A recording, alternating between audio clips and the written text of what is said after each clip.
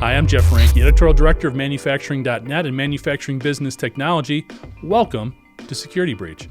Today we're going to address an ongoing challenge within the industrial cybersecurity sector, but with insight from one of the most highly decorated guests we've ever had on Security Breach. And the timing couldn't be better. The MIT Technology Review Insights recently reported that mid-sized companies, which would mean manufacturing enterprises with annual revenues of between $2 and $700 million, were almost 500% more likely to be targeted now than just 2 years ago. Similarly, Fortinet has released findings indicating that 93% of manufacturers have had to respond to at least one intrusion targeting operational technologies within the last 12 months, and 78% have experienced multiple attacks. I know you've heard these types of stats before. At the risk of becoming white noise, we'll continue to share these findings. Remember, if U.S. manufacturing were its own country, it would have the 8th largest GDP in the world, and the lifeblood of this sector is the small and mid-sized manufacturer. Keeping these businesses running without operational disruption, intellectual property theft, or employee data theft, and in as secure a manner as possible, has never been more important as we continue to struggle with inflation, logistics challenges, and supply chain disruptions. Joining us to discuss this situation is Jeff Engel, Chairman and President of Conquest Cyber, a leader in industrial cybersecurity solutions and services. So, Jeff, you have kind of a unique background, and I'm not sure how much of it you can talk about, but being a former Special Forces team leader, you also spent time with the DoD's Defense Threat Reduction Agency. Maybe you can talk a little bit about how some of those experiences have formed your path into cybersecurity and some of your opinions and attitudes about it as a career path. Yeah, absolutely. I would first like to clarify that in the Army, Special Forces is a job, and then Special Operations is a larger category. So I spent my formative years in a Special Operations organization, where my job was a little bit broader than Special Forces, and I think that tied in with the subsequent roles that I had within the Department of Defense, as well as things that led me to that point. Really, what's informed those formative years and ultimately what I've done since then is a level of mission focus that I think is unique, particularly to those organizations where there is nobody to call in the event that something goes wrong. It increases the level of attention to detail. It forms a tighter bond because the people that are around you are really the only ones that can help. And that mission focus and the team mentality and the significance of success or failure, I think I've brought with me in the roles that I've had, since my early 20s when I got to do those unique roles, and it's definitely informed how I've built this organization and this business, and how we've tried to use mission to really shape everything from the way we select our team members to the way we support our customers, and the way that we make decisions, up and down the ranks of the organization. No, it makes a lot of sense. So borrowing a military term, we talked about situational readiness right now. If you looked at the U.S. manufacturing sector, there's an awareness or an appreciation of cybersecurity due to some of the attacks that have gotten bigger headlines. But when you look at some of the small and medium-sized enterprises, there's sort of a prevailing thought of this doesn't really relate to us. We're not really on the target screen. We're not really a big target for a lot of these hackers. How would you respond to that? And I guess depending on how you feel about that, how do we get folks to move past that a little bit and realize they are susceptible to attacks and people do care about them? Yeah. Well, every opportunity I'm given to advocate for a shift in mindset, I do. I think we had a geographical advantage for almost all of our time as being a superpower, where we have massive oceans on our east and west coast, and we have friendly countries to our north and south.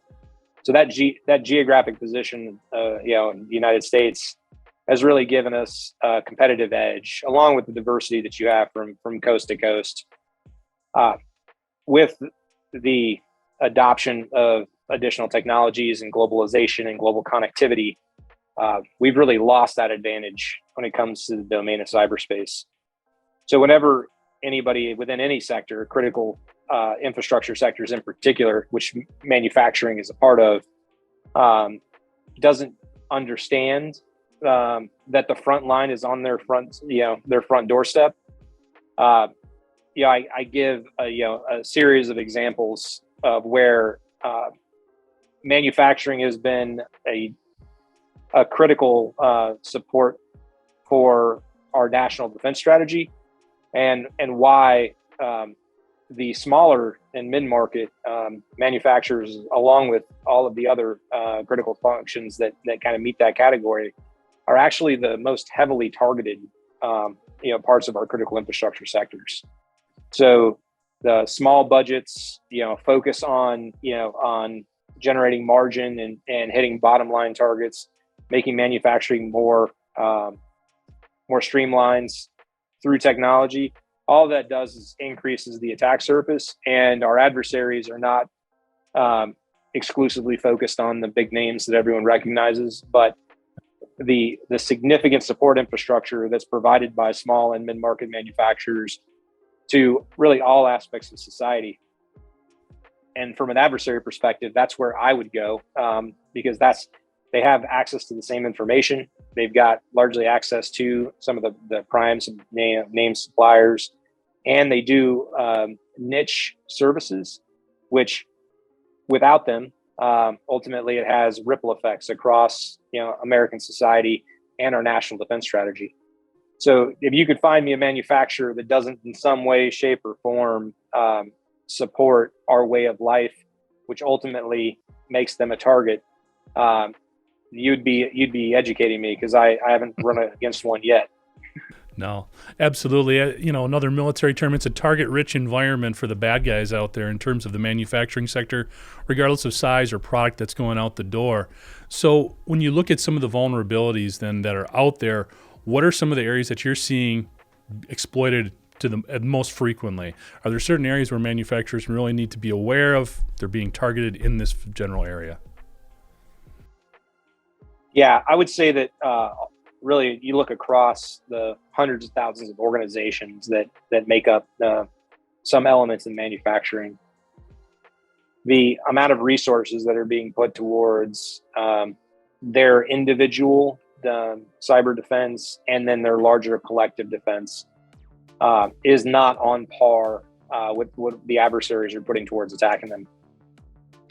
So the vulnerability kind of at the highest strategic level is just lack of knowledge, lack of understanding, lack of focus on protecting, detecting, and responding effectively to the level of adversaries that ultimately are coming after them. But when you get into the nuts and bolts of it, manufacturers deal with a lot of operational technologies. And one of the biggest problems I see when it comes to the mission components of cybersecurity, cyber resiliency, is that the segmentation between information technology, which has a significant footprint, and a lot of it's cloud-based and a lot of it's rapidly targeted by adversaries, and the operational technologies that are supporting those critical manufacturing processes, those being on the same network creates a lot of problems, because the way that they operate, the way they're maintained, the way they're supported is all very different. But beyond that, I would say that the next biggest concern is really around the introduction of third-party risk. So as particularly a small or mid-market manufacturer, but it's true of all, and goes far beyond that sector, is the reliance for critical services, which gives access to your data and ultimately determines whether or not they can provide their goods and services out to the markets they support. There's just not a lot of good visibility and oversight into those third parties. So really you're inheriting whatever vulnerabilities that those other parties have. And they too are in this position that they don't really in aggregate put enough resources, experience, capabilities, into into providing cyber resiliency for those things they support that ultimately support manufacturers who then, support either larger manufacturers or the consumers, governments, whoever it may be, that are the beneficiaries of that specific organization's manufacturing processes. So big problems with third-party risk, big problems with network segmentation, but ultimately the first thing that's the issue is the top level leadership, the boards, the C-suite, understanding that that regardless of whether or not your name is on a stadium somewhere, you are a target. And you're not just a target by an 18-year-old in his basement. You're a target by some of the most sophisticated adversaries that exist on the planet. These advanced persistent threats. We've seen that disrupting supply chain can ultimately cripple elements of the U.S. economy, and if you were to do that at scale, which they've developed capabilities to do, it gives them a competitive edge. I want to circle back to some of those adversaries that are out there and how much more complex they're becoming. But you mentioned a lot of different things there. And we've talked on this show about all the different connective points with Industry 4.0 technologies. We've talked about the API calls that are out there, the edge, the cloud, all these different areas that are storing and accessing data. If you're a small to medium-sized manufacturer, or really any manufacturer, where do you start in putting together your cyber defense plan? Yeah. I always advise that when you've got limited resources, you have to understand where you're putting them first, and that comes through a risk analysis. And I'm not talking about some complex quantitative formulas where you have to isolate every point of data. I'm talking about just a back of the napkin.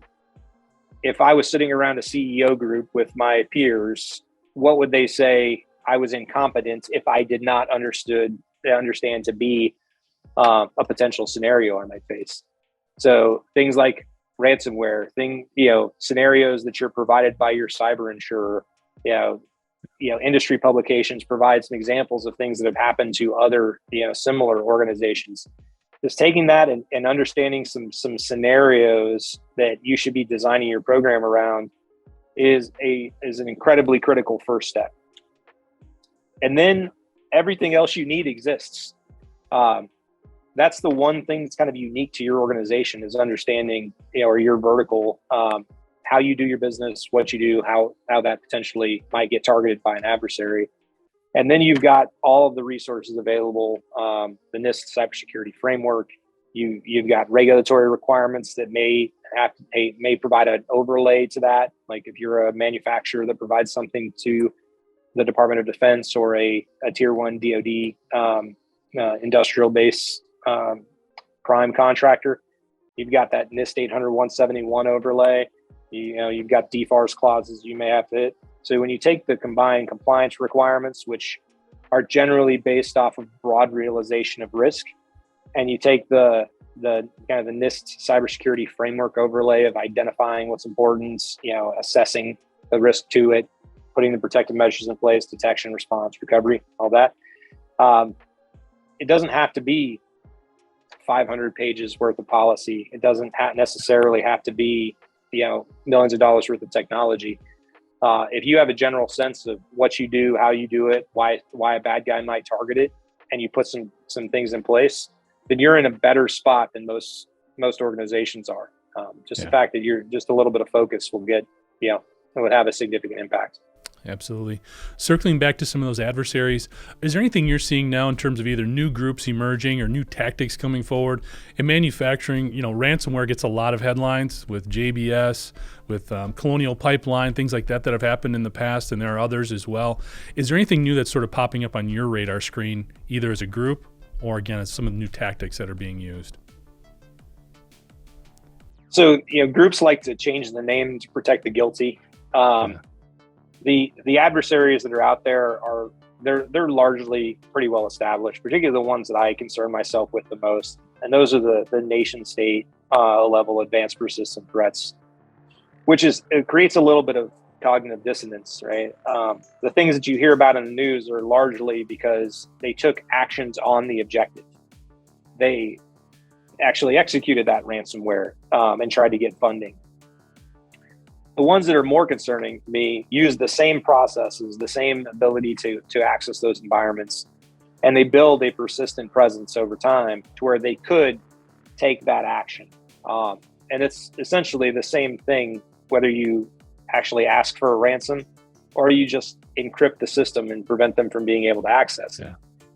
I'm much more concerned with those nation state advanced persistent threats or their proxies who do ransomware on the side to fund their activities, but are gaining access, persistent access into all different sectors, sometimes collecting data and sometimes just having the ability to take those systems down when it is in their geopolitical interests to do so.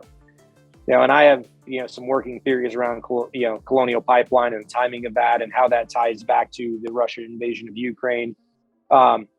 But if, I think of most things in terms of how I would do it. And if I'm a bad actor, I'm not going to, use my entire arsenal just because I can. I'm going to have the ability to impact many more organizations and many more sectors than I do. And I'm going to test in less consequential, organizations from a geopolitical standpoint, taking those actions. And then in the event that I wanted to do something and let's say prevent a response, I might take down a colonial pipeline as more of a warning shot, not to intervene in actions that may be taken, overseas against, neighbors or groups within your country. And I think we've seen that with, China and Russia specifically, where the invasion of Ukraine and some actions that we might not agree with within some of our other kind of near peers. Cyber has definitely been something that's held us back from being more proactive in our interventions, and I think that that's recognized and that's likely to persist and increase as more of the global economy gets technically connected. So are the good guys losing this battle right now? Is that kind of where we're at? Yes. So I guess my evoked response is that we're losing. I think the more thoughtful response is that we don't realize we're fighting. And that's the problem. How long did hostile activities happen before Pearl Harbor? It was Pearl Harbor that got us involved. Yeah. But we could have easily seen, hey, our friends and allies are being impacted. It's getting really close to home. We could do more. But Pearl Harbor generated a collective emotional response, which ultimately tied in activating aspects of the economy that we never really had. It had people going into the workforce and supporting manufacturing processes. It had companies changing their assembly lines. It created a movement, a collective response. And the unfortunate aspect of cyber is we have the ability to do far more than we do, but we are not collectively responding in a way that allows us to regain our competitive advantage.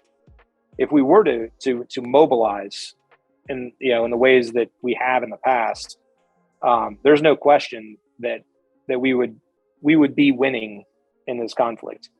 But you can't win if you don't fight. And right now we're not even really defending very effectively, let alone getting more proactive with the mobilization and the collective defense that's needed in order for us to gain the competitive advantage and let our governments, our federal governments and DoD and all others focus externally, because we don't have to worry about our ability to protect ourselves internally. Right now, we definitely do. So a lot of energy and a lot of focus and a lot of money is going into the federal government augmenting the lack of defense within the critical infrastructure sectors across the U.S.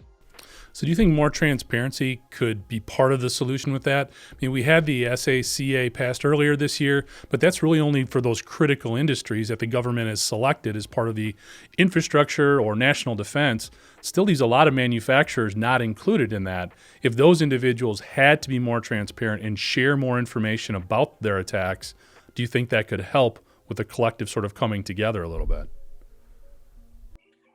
I have not found the response to more regulation to actually align with the expected outcome. I guess is the way I would put it. We have some illustrative examples, where the government requires, NIST 800 171s, 110 controls. And up until there was the threat of somebody coming and checking,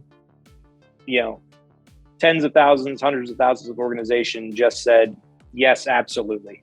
We meet all of those requirements.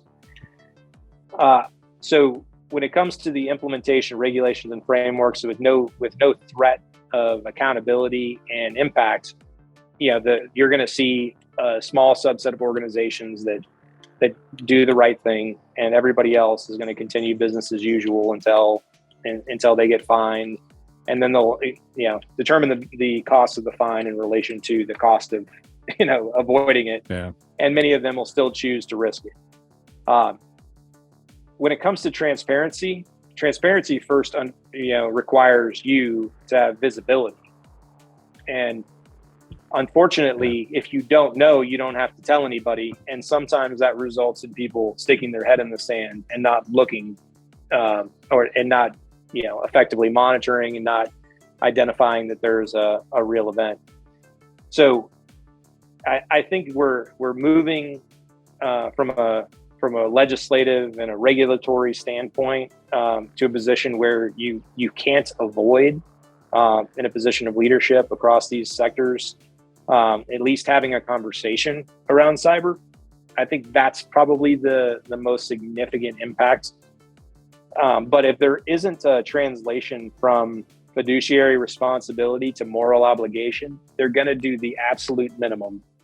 And they're going to hire lobbyists to make that minimum as inconsequentially impactful from their business standpoint as possible. Rather than coming from the perspective of how do we generate the best collective defense, not just for me, but for my competitors within the sectors and our supply chain, both upstream and downstream from that organization. So from where you're standing, if regulation isn't the key, enforcement maybe isn't even the key because we can't do it effectively, what is it going to take? Is it going to take the equivalent of a Pearl Harbor type of attack in order for people to get collectively on the same page?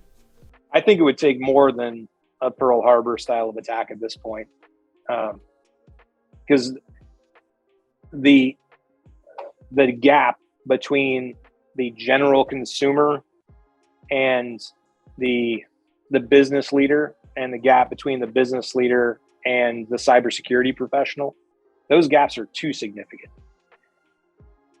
It's still very much it's not my problem, and. And cyber, when we have cyber failures, there's always somebody to blame, right? The CISO gets fired, right? The government should have caught that. The cyber insurer, starts to intervene. But we are really far away from it impacting emotionally the general member of the populace when there is a significant cyber event. And unfortunately, I think it would require one of our critical sectors to lose the faith and confidence of the general populace as a result of a cyber incident before we were able to generate more of a collective response. So let's say the financial services industry, adversaries were able to gain access, and we had hundreds of thousands of people within the U.S. Have the values in their retirement accounts changed. That might be enough as a result of the loss of faith and confidence in the financial system to generate a collective response. But the impacts would be so broad it would, because we are such a credit-based system, that our way of life probably would never recover in the same way. So I think all of these pieces and parts are critical steps, and my hope is that we will start to have enough people educated in this, kind of in these last couple of generations, where technology is so critical to our individual way of life, not just from a functioning of the services we provide, but in the way that we operate, that it'll start to be a competitive differentiator for businesses and organizations, if they have provable capabilities against the most advanced adversaries.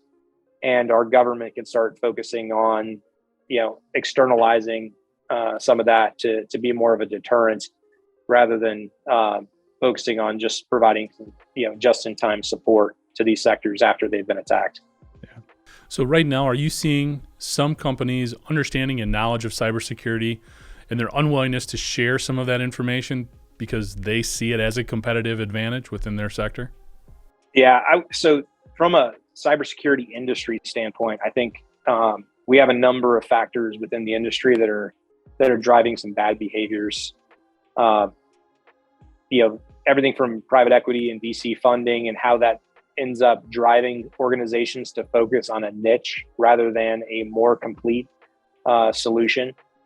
So I think from a cyber industry perspective, it's impacting.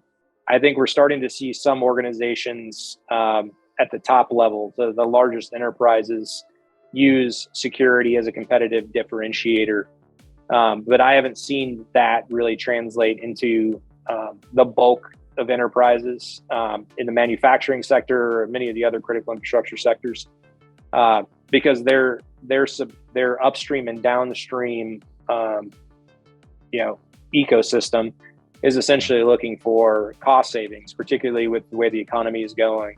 And cyber is largely seen as a cost center, something that drives down, net income and EBITDA, rather than something that adds that value back. So until you can start charging a premium for provable, cyber resiliency within the ecosystem, you're going to see just enough to get by as more of the status quo, rather than more advanced capabilities being built and advertised to really impact the organization's specific business operations. Interesting. So you're not seeing a company like JBS saying, hey, we figured out how to stop this ransomware attack.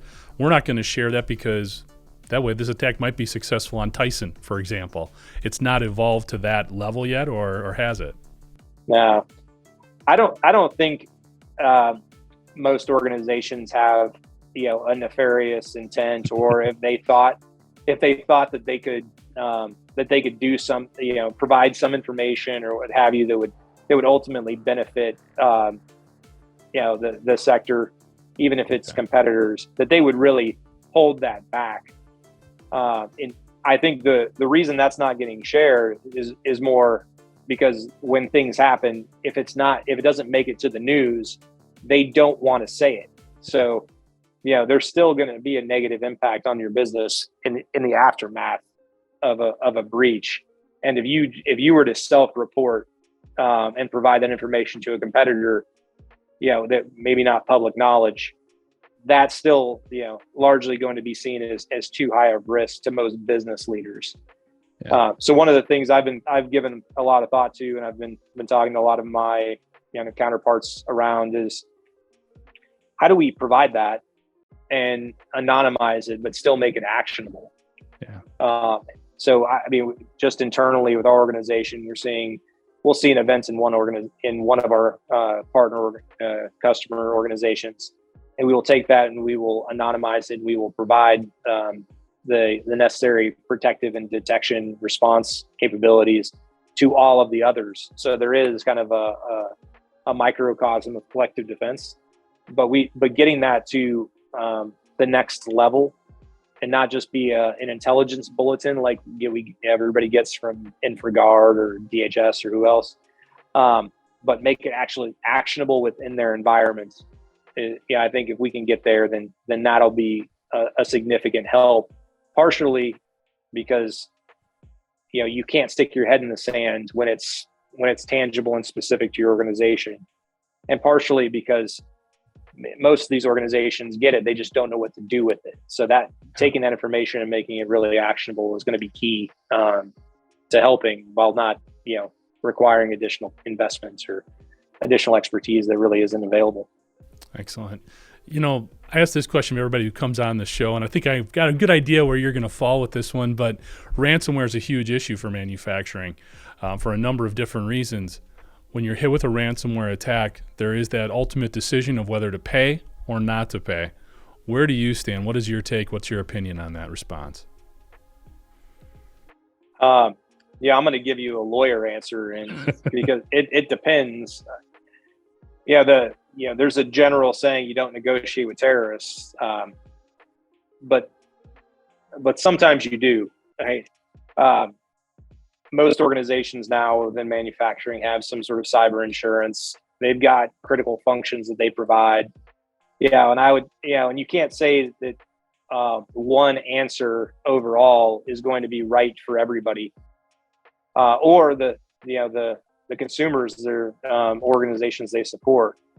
I'll give you a tangible example. There was a crisis because of a plant being contaminated with baby formula, and this wasn't a cyber event, but this was really a safety, public health concern. And the fact that you couldn't get that baby formula out, people experienced significant amount of both physical and psychological trauma associated with that. Not that manufacturer not being able to get their goods out to the market.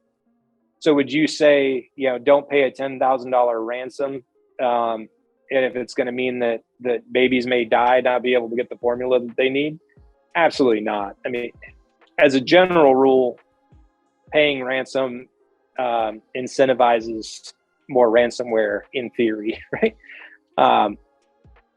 But you have to get left of boom on this. You have to start thinking about how do we prevent the access that's needed for them to be able to execute that type of activity.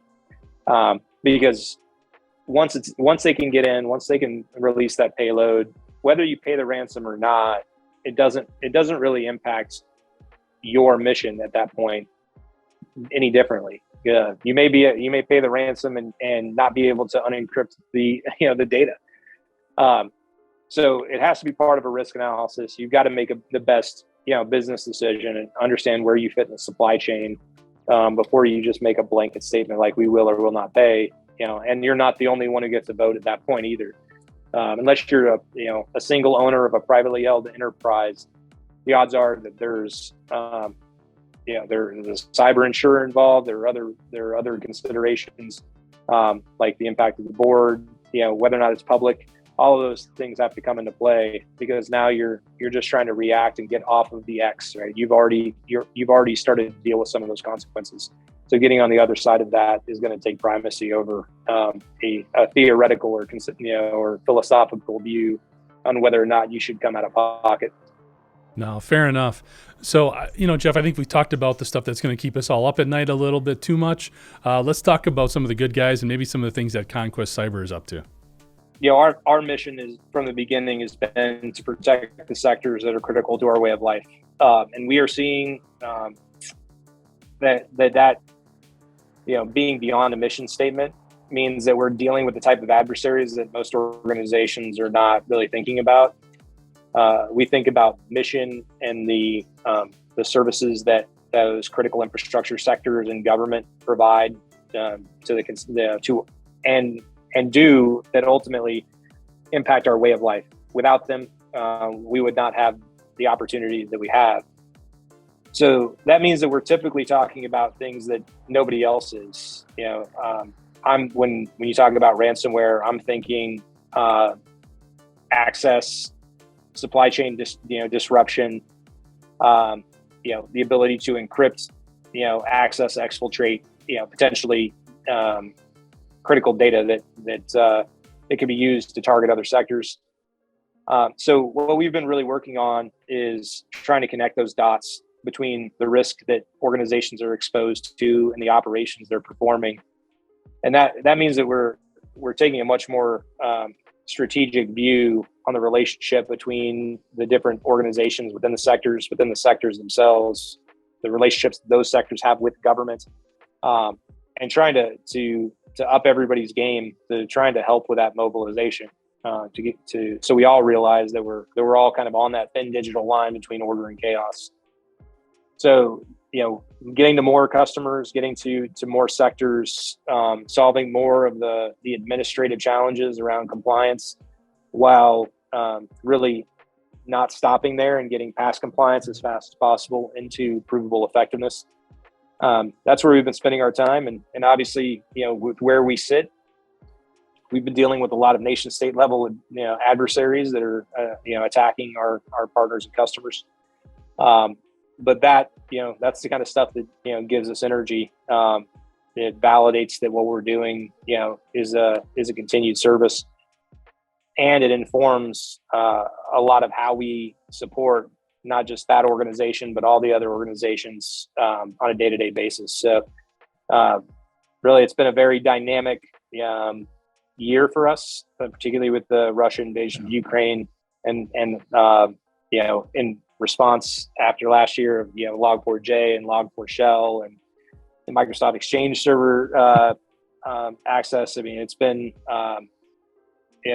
a very interesting time from a business standpoint. It's been a good time to be within this industry, but it's been a labor of love for a lot of the people in the organization, and when we deal with those types of threats, it just validates that kind of our chosen profession is not just a solid business decision, but a good moral decision for us as well. It's interesting. You bring up Log4j and you bring up some of the nation state attackers that are out there. I can appreciate the similarities, but when those two things hit your desk, they have to elicit a little bit of a different response. I would think the soldier in you comes out a little bit when you talk about nation states. Log4j is, and I'm not trying to minimize it, almost more of an administrative type of dynamic. Is there one of those that gets your juices flowing a little bit more or impacts your approach? Yeah. So I think about this in terms of a proxy war, and what would I do if I was in the adversary's positions? Because that's really how I was trained to think.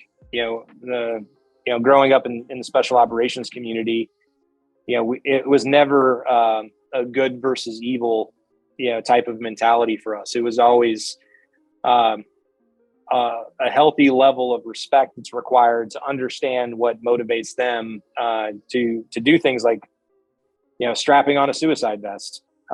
What is it that they are so allegiant to, that, and how desperate do they have to be in order to see that as their only opportunity? And you realize that it's not crazy. It's just a different perspective and different allegiances. So when I see something like a Log4j, Log4Shell, Microsoft Exchange server, things that get identified and then largely, pushed out to industry, and many people view it as an administrative task, I think about it from an adversary's perspective, is that provides me the perfect cover for action to exploit that. And I don't do it, from the perspective of, now I have an in to, this organization I'm particularly targeting. I think about it as like, all right, I'm going to build a capability to identify rapidly all the low-hanging fruit customers that I could potentially access. And I'd have a list of targets. And that list of targets immediately ties back to the critical infrastructure sectors and national critical functions that provide. And I would build some automation that allowed me to essentially target all of those and identify if that vulnerability was easily exploitable in any of those networks. And I may use that as my front door. And then I'm going to go in and I'm going to build persistent access. So when I look at all of these things, 0 days don't keep me up at night. It's all of the basic hygiene functions that make it easy to where the most sophisticated adversaries still are using some of the simplest, approaches, oldest exploits, tools you can, easily get off the interweb. And then once they have access, then they're doing the things that get more complicated. And that's, and they're doing that to avoid detection and have a long-term capability. So my view is you should prevent everything that you can predict so we can start adapting to everything else. Because right now, if I had to determine 5 design basis threat scenarios for every organization, that is a really easy thing to do. And of those 5, have they put in the necessary protective measures? Do they have the detection systems in place? And they have a plan for responding and recovering? In most instances, they don't have it for any of those 5 that would be like, of course, if you're in manufacturing, you should be concerned about ransomware. So I don't really draw a distinction about the exploit or the vulnerability. I think about it more from what does this enable? If I'm an adversary who wants to gain a geopolitical advantage, but wants to gain access to a critical sector, wants to gain access to information that ultimately helps them target other sectors, because that's, you're not going to do the most complicated thing first. You can do all the easy stuff, and then you'll apply some more intellectual capital once you've found the slowest gazelle. Well, I love your response to that, because regardless of the type of attack that you're dealing with, that initial strategy, the initial response is similar, if not identical, regardless of what it is, regardless of how many headlines it's going to get, so on and so forth. So that makes a lot of sense. Last question here, Jeff, and I'll let you go. This has been great. As we look forward in the next maybe 12 to 18 months, are there any trends that are really sticking out for you, either from a positive perspective in terms of things that we can get better at or are getting better at, or on the other side of the coin, are there things we really have to be careful of because the threat is growing or the tactic is becoming more prominent? So the thing that gives me the greatest pause is that I think from a cyber industry perspective, we're our own worst enemy.